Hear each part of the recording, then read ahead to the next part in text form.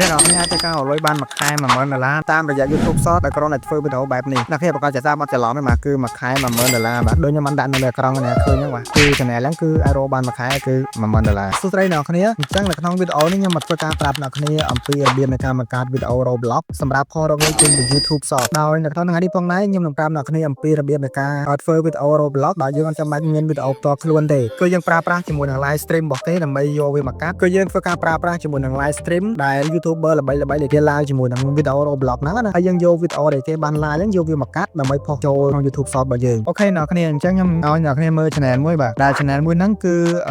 គេយកវីដេអូអ្នកដែលគេបាន live ហ្នឹងយកវាមកកាត់ហើយគេផុសចូលទៅកាន់ YouTube Short របស់គេគឺផ្ទុះខ្លាំងមែនតើអ្នកគ្នាហើយអាចរកលុយបានច្រើនទៀតខ្ញុំស្គាល់ម្ចាស់ channel មួយហ្នឹងដែលគាត់ធ្វើណាចាស់ស្ដែង channel របស់គាត់ហ្នឹងគឺគាត់អាចរកចំណូលបានមួយខែគាត់រកបានចំណូលចន្លោះពីដូចជា$10000អ្នកគ្នាគឺយើងគ្រាន់តែយកវីដេអូប៉ុនគេដែលគេបាន live ហ្នឹងទេហើយសម្រាប់ការផុសគឺយើងអត់មានបញ្ហាតាក់ទងជាមួយនឹង copyright ឬមួយក៏ review content ទេគឺយើងប្រើប្រាស់ជាមួយនឹង live stream អញ្ចឹងគឺវាអត់មានបញ្ហាទេអ្នកគ្នាដោយសារតែយើងយកមកដល់យើងត្រូវការកាត់បន្ថែមទៅគឺអត់មានបញ្ហាអស់អ្នកគ្នាគឺយើងអាចផុសចូលទៅកាន់ YouTube Short ហើយរកលុយបានច្រើនទៀតអូខេអ្នកគ្នានេះគឺជា channel ដែលគេបានធ្វើណាដែល channel របស់គាត់គឺគាត់បង្កើតដាក់ឈ្មោះថា DD Highlight អញ្ចឹង channel របស់គាត់មួយនេះគឺអ្នកគ្នាគិតថាវីដេអូហ្នឹងគឺវីដេអូ original អ្នកដែលគេបានលេងវីដេអូ Roblox ហ្នឹងហើយការពិតទៅគឺដូចខ្ញុំបញ្ជាក់អញ្ចឹងមកវីដេអូដែលគាត់បានធ្វើនេះមិនមែនជាវីដេអូដែលគាត់បានលេងហ្គេមផ្ទាល់ទេគឺគាត់ប្រើប្រាស់ជាមួយនឹង live stream អ្នកដែលគេ live ល្បីៗណាហើយគាត់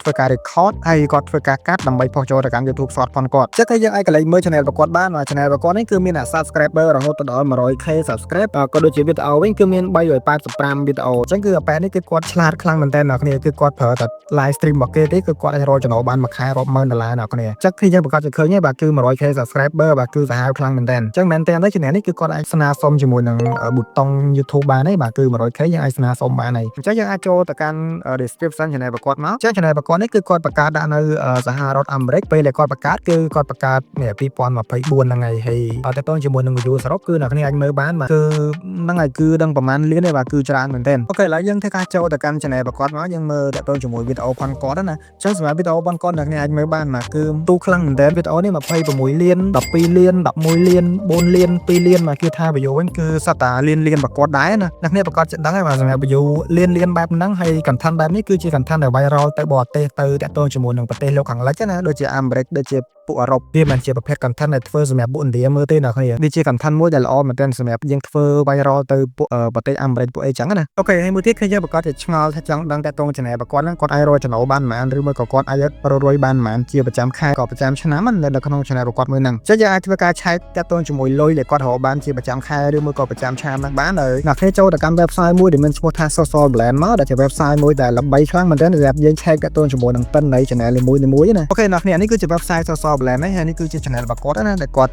់ធ្វើមួយហ្នឹងអញ្ចឹងយើងអាចធ្វើការ scroll មកខាងក្រោមមកយើងនឹងឃើញតាក់ទងជាមួយលុយដែលគាត់រកបានហើយចានេះគឺជាចំនួនលុយដែលគាត់រកបានគិតជារយៈពេលប្រចាំខែអញ្ចឹងរយៈពេលប្រចាំខែគាត់អាចរកចំណូលបានចន្លោះពី$3000រហូតដល់$60000អ្នកគ្នាគឺចំនួន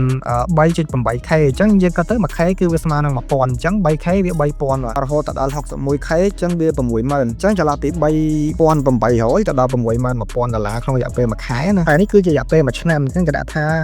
yearly estimate earning អញ្ចឹងគឺគិតចំនួនលុយហ្នឹងគឺគិតរយៈពេលប្រចាំឆ្នាំអញ្ចឹងរយៈពេលប្រចាំឆ្នាំតើយើងរកចំណូលបានចន្លោះពី 25k រហូតដល់401k ហ្នឹងអញ្ចឹងចន្លោះពី 25000រហូតដល់ 40000បាទអញ្ចឹងចន្លោះហ្នឹងបាទហើយ channel របស់គាត់នេះគឺតាមអ្វីដែលគាត់បង្ហាញមកគឺខ្ញុំឃើញហ្នឹងបាទគឺគាត់រកចំណូលបានចន្លោះពីមួយខែគឺ$10000តែម្ដងអ្នកគ្នាគឺ$10000គត់ហ្មងបាទដូចខ្ញុំបានដាក់នៅលើអេក្រង់ហ្នឹងឃើញហ្នឹងបាទគឺមួយខែគឺ$10000បាទអានេះគឺតើតើជាមួយលុយប្រចាំថ្ងៃណានេះគឺលុយប្រចាំថ្ងៃគឺច្រើនមែនតើអ្នកអាចមើលតាមហ្នឹងទៅអញ្ចឹងខ្ញុំមិនបាច់រៀបរាប់ដល់វីដេអូហ្នឹងវាសាំបាទមួយថ្ងៃក៏បានចន្លោះពី35លានរហូតដល់500បាទនេះ$100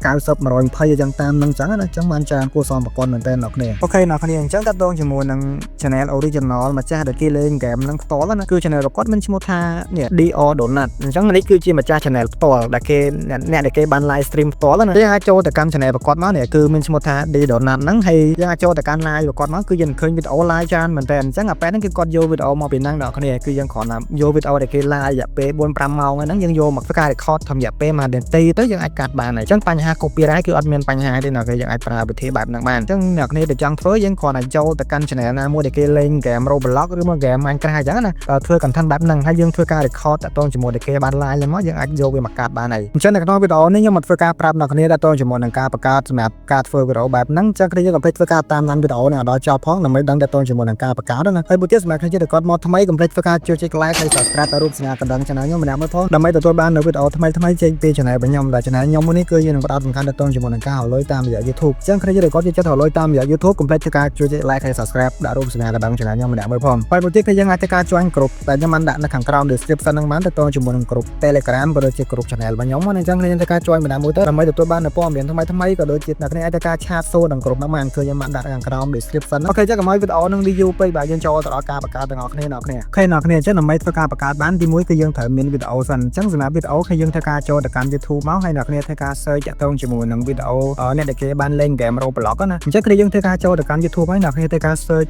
Roblox មកដើម្បីយើងស្វែងរក content creator ឬមកក៏ streamer ណាដែលគេបាន live ជាមួយ game Roblox ហ្នឹងអញ្ចឹងសម្រាប់គ្នាដែលគាត់លេង game Roblox អ្នកគ្នាស្គាល់ idol អ្នកគ្នាមួយណាអ្នកគ្នាអាចចូលយកវីដេអូរបស់គាត់បានអូខេអញ្ចឹងបើអ្នកគ្នាអត់ស្គាល់ទេអ្នកគ្នាធ្វើការចូលទៅកាន់ YouTube មកហើយបន្តមកទៀតគឺយើងធ្វើការ search ទៀតថា Roblox អញ្ចឹងនៅពេលដែលយើងចូលមកដល់ YouTube យើងនឹងឃើញមានវីដេអូច្រើនមែនតើអ្នកដែលគេបានលេង game Roblox ហ្នឹងអញ្ចឹងគោលដៅរបស់យើងគឺយើងស្វែងរកជាមួយអ្នកដែលគេបាន live stream អញ្ចឹងគឺយើងធ្វើការចូលទៅកាន់ channel ណាមួយដែលអ្នកគ្នាចង់យកវីដេអូរបស់គាត់មកកាត់មកអូខេអ្នកគ្នាឥឡូវទីអតអ្នកគ្នាយក channel របស់ប៉ែមូនីបាទគាត់មាន នេះបាទ channel ប៉ែនេះគឺល្បីខ្លាំងមែនទែនវីដេអូរបស់គាត់ណាអ្នកចូលទៅមើល channel របស់គាត់បានអូខេ channel របស់គាត់នេះគឺមានអ្នក subscriber រហូតដល់ 8M បាទគឺច្រើនខ្លាំងមែនទែនអ្នកគ្នាអញ្ចឹងគោលដៅរបស់យើងគឺយើងស្វែងរកជាមួយវីដេអូដែលគាត់បាន live stream អញ្ចឹងយើងចូលទៅកាន់ពាក្យថា live មកអ្នកពេលចូលមកនេះគេដាក់ថា live ហ្នឹងអញ្ចឹងនៅពេលដែលយើងចូលមកដល់ live stream របស់គាត់គឺយើងឃើញមានវីដេអូដែលគាត់បាន live ច្រើនមែនទែនអ្នកគ្នាវីដេអូដែលគាត់ live ហ្នឹងគឺមានរយៈពេល1ម៉ោង3ម៉ោងអញ្ចឹងណាអញ្ចឹងអ្នកគ្នាគ្រាន់តែចូលទៅកាន់វីដេអូដែលគាត់បាន live stream ហ្នឹងមកអូខេឥឡូវទីហោថាយើងចូលទៅកាន់វីដេអូណាមួយដែលគាត់បាន live ណាអូខេឥឡូវទីហោថាវីដេអូមួយនេះចោះគាត់ live រយៈពេល1ម៉ោងអញ្ចឹងគាត់និយាយទៅមួយ game Roblox Brand Drop នេះបាទគឺល្បីមែនទែន game មួយហ្នឹងអូខេអញ្ចឹងនៅពេលដែលយើងចូលមកដល់ live stream របស់គាត់ហើយតែយើងអាចធ្វើការបើកជាមួយ setting អ្នកគ្នាចូល like quality យើងដាក់វីដេអូហ្នឹងយើងអាចដាក់18ឬមួយក៏1440នេះក៏បានហើយយើងព្យាយាមធ្វើវីដេអូហ្នឹងឲ្យច្បាស់ណាព្រោះនៅពេលដែលយើង record អញ្ចឹងយើងត្រូវការជាមួយវីដេអូហ្នឹងឲ្យច្បាស់អញ្ចឹងអ្នកគ្នាអាចយកនេះយើងអាចយក18មកដើម្បីឲ្យវីដេអូហ្នឹងវាច្បាស់អញ្ចឹងណាបន្តមកទៀតអ្នកគ្នាធ្វើការ select clip ដែលគាត់បាន live ហ្នឹងអញ្ចឹងយើងអាចចូលមកនេះយើងអាចមើលកន្លែងណាដែលយើងចង់ record ណាចឹងយើងអាចធ្វើការអូសមកបន្តិចមកបន្តមកទៀតអ្នកគ្នាធ្វើការដាក់ full screen យ៉ាងមកហើយយើងធ្វើការបើក record មកយើង play វីដេអូដែលគាត់បានលេង game ហ្នឹងយើង record មក Another lost secret, so I'm going to use it and mute it. Oh, what happens if you put 4?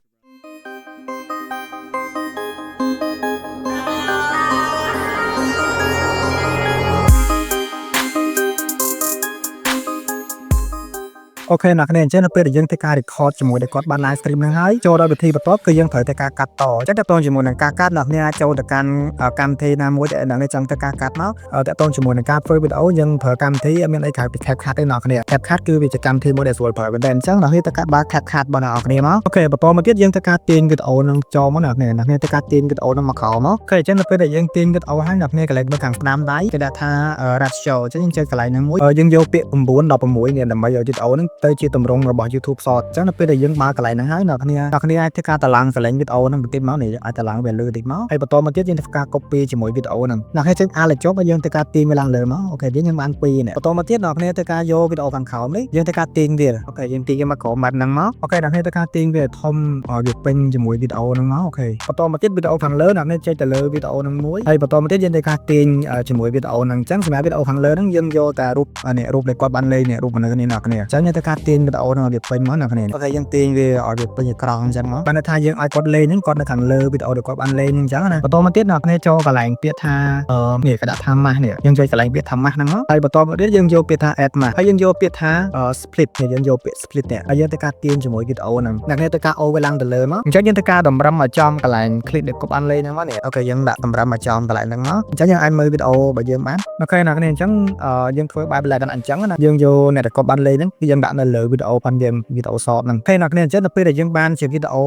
clip បែបហ្នឹងហើយអ្នកគ្នាធ្វើការ copy វាទាំងអស់អញ្ចឹងមកហើយបន្តមកទៀតយើងមកស្ដាំលើវាមួយយើងយកពាក្យថា create compound clip នេះយើងចុចកន្លែងពាក្យ create compound clip ទាំងអស់ដើម្បីធ្វើការមើលជាមួយវីដេអូហ្នឹងឲ្យវាចូលគ្នាណាអូខេអញ្ចឹងយើងនឹងទទួលបានវីដេអូមួយដល់នេះយើងអាចធ្វើការ play មកបាន Bro, I really want to get that. អូខេចឹងនៅពេលដែលយើងបានជាវីដេអូបែបណាហើយបន្តមកទៀតអ្នកគ្នាទៅការកាត់កន្លែងណាដែលគាត់អត់និយាយណាចឹងកន្លែងណាដែលគាត់អត់និយាយអ្នកគ្នាអាចការកាត់ចោលទៅអូខេឥឡូវយើងទៅការកាត់ទាំងអស់គ្នា Bro, I really want to get that Evilodon.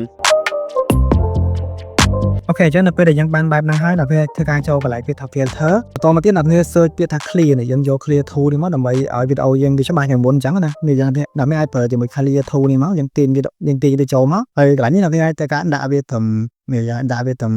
20អញ្ចឹងទៅដើម្បីឲ្យវីដេអូហ្នឹងវាច្បាស់ជាងមុនអញ្ចឹងណាអូខេអញ្ចឹងបន្តមកទៀតអ្នកគ្នាអាចទៅការដាក់ជាមួយឈ្មោះ channel របស់យើងណា channel ដែលយើងបានធ្វើវីដេអូហ្នឹងអញ្ចឹងគឺយើងទៅការចូលកន្លែងទៀតថា tick យើងយក add tick នេះយើងយក default tick នេះមកយើងទាញវាចូលមកហើយកន្លែងនេះអ្នកគ្នាទៅការសរសេរឈ្មោះ channel របស់អ្នកគ្នាអូខេឥឡូវទីហោ channel អ្នកគ្នាឈ្មោះអីចឹងឥឡូវទីហោយើងសរសេរមកយើងដាក់សញ្ញា add មួយមកយើងធ្វើការសរសេរឈ្មោះ channel យើងចូលអូខេអ្នកគ្នាឥឡូវទីហោថាខ្ញុំដាក់ឈ្មោះ channel ខ្ញុំអញ្ចឹងទីហោណាអញ្ចឹងគឺយើងទៅការដាក់ឈ្មោះ channel អ្នកគ្នាចូលមក channel ដែលយើងធ្វើការ post វីដេអូហ្នឹងអូខេបន្តមកទៀតយើងអាចទៅការកែជាមួយនឹង font អក្សរតាមហ្នឹងទៅអ្នកនេះវាអាចប្រើជាមួយ font អក្សររបស់យើងទៅអញ្ចឹងយើងទៅការដាក់ font អក្សរបែបអញ្ចឹងមកហើយកន្លែងនេះអ្នកគ្នាទៅការសេរីទៅដាក់កន្លែងណាមួយមកអូខេឥឡូវដល់ខ្ញុំដាក់កន្លែងនេះចុះអ្នកគ្នាអូខេឥឡូវយើងទៅការដាក់ខាងលើហ្នឹងមកហើយបន្តមកទៀតយើងទៅការទាញជាមួយអក្សរហ្នឹងឲ្យវាពេញ clip របស់យើងមកនេះយើងដាក់ឲ្យវាពេញបែបអញ្ចឹងមកអូខេអ្នកគ្នាអញ្ចឹងនៅពេលដែលយើងកាត់បែបលក្ខណៈអញ្ចឹងហើយយើងត្រូវធ្វើការ add ជាមួយអក្សរដែលវា load ពីលើវីដេអូហ្នឹងណាយើងត្រូវទៅការដាក់អក្សរ tick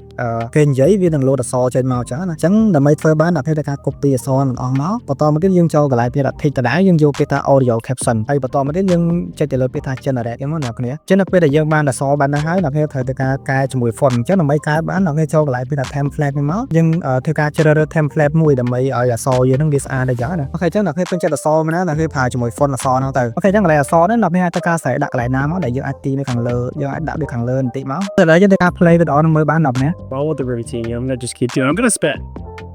Looks sick. Bro, I want the river team. I'm gonna just keep doing. I'm gonna spend all my Robux. Seriously, it's gonna be great. Okay. Dang. I'm putting all my voltages in, bro. I don't need a. អូខេអញ្ចឹងនៅពេលដែលយើងកាត់ហើយអ្នកគ្នាអាចទៅការ add ជាមួយនឹងplay ឬមកក៏ select background បានអញ្ចឹងយើងទៅការចូលទៅកាន់ YouTube Studio មកដើម្បីដាក់ចូលវីដេអូរបស់យើងព្រោះ YouTube Studio យើងអាចប្រើបានដោយឲ្យមានបញ្ហាតាក់ទងមួយ copyright ឬមួយក៏បញ្ហាspam channel យើងទេអញ្ចឹងអ្នកចូលទៅកាន់ YouTube Studio មកយើងទៅការទាញជាមួយ play របស់ YouTube តទៅណាអូខេអ្នកគ្នាអញ្ចឹងតើតើជាមួយនឹងវីដេអូហ្នឹងគឺយើងកាត់តែប៉ុណ្្នឹងទេអ្នកគ្នាគឺយើងអាចយកយើងអាចទៅការ export ផុសចូលទៅកាន់ YouTube Shop របស់យើងបានហើយអូខេឥឡូវខ្ញុំនឹងឲ្យអ្នកគ្នាមើលជាមួយវីដេអូដែលខ្ញុំបានធ្វើការកាត់ហើយអ្នកគ្នាបាទតើវាបែបមិនអញ្ចឹងណា Bro, I really want to get that Evilodon. Dude, it's sick. I love the evil. I know it looks sick. Bro, I want the Rivatini. I'm gonna just keep. Dude, I'm gonna spend all my Robux. Seriously, it's gonna be crazy. Okay. Dang. អូខេអ្នកគ្នាអញ្ចឹងអ្នកគ្នាប្រកាសជាបានឃើញជាមួយវីដេអូនេះខ្ញុំបានបង្ហាញអ្នកគ្នាហ្នឹងហើយតើតើជាមួយវីដេអូនេះគឺយើងធ្វើបែបលក្ខណៈអញ្ចឹងខ្ញុំជឿថាវីដេអូនេះគឺល្អមែនទែនសម្រាប់គ្នាយើងដែលគាត់ចង់រកលុយតាមរយៈ YouTube ណាគឺយើងអត់ចាំបាច់មានវីដេអូផ្ទាល់ខ្លួនទេគឺយើងគ្រាន់តែចូលទៅកាន់ live stream របស់គេមកយើងធ្វើការ record យើងអាចយកវីដេអូផងគេមកប្រើការបានអញ្ចឹងគឺយើងអាចធ្វើការសាកជាមួយវីដេអូហ្នឹងទៅអ្នកគ្នាចង់ចាប់តាម YouTube ឯងអ្នកគ្នាអាចធ្វើការសាកបានអូខេអ្នកគ្នាអញ្ចឹងវីដេអូហ្នឹងគឺមានតែប៉ុណ្្នឹងទេអ្នកគ្នាហើយបើអ្នកគ្នាពេញចិត្ត កុំភ្លេចធ្វើការចុច like ហើយ subscribe ដាក់រូបសញ្ញាកណ្ដឹង channel ខ្ញុំម្នាក់មួយផងដើម្បីខ្ញុំមានកម្លាំងចិត្តធ្វើវីដេអូថ្មីៗឡើងវិញអ្នកគ្នាទៅតងជាមួយកាន់លើ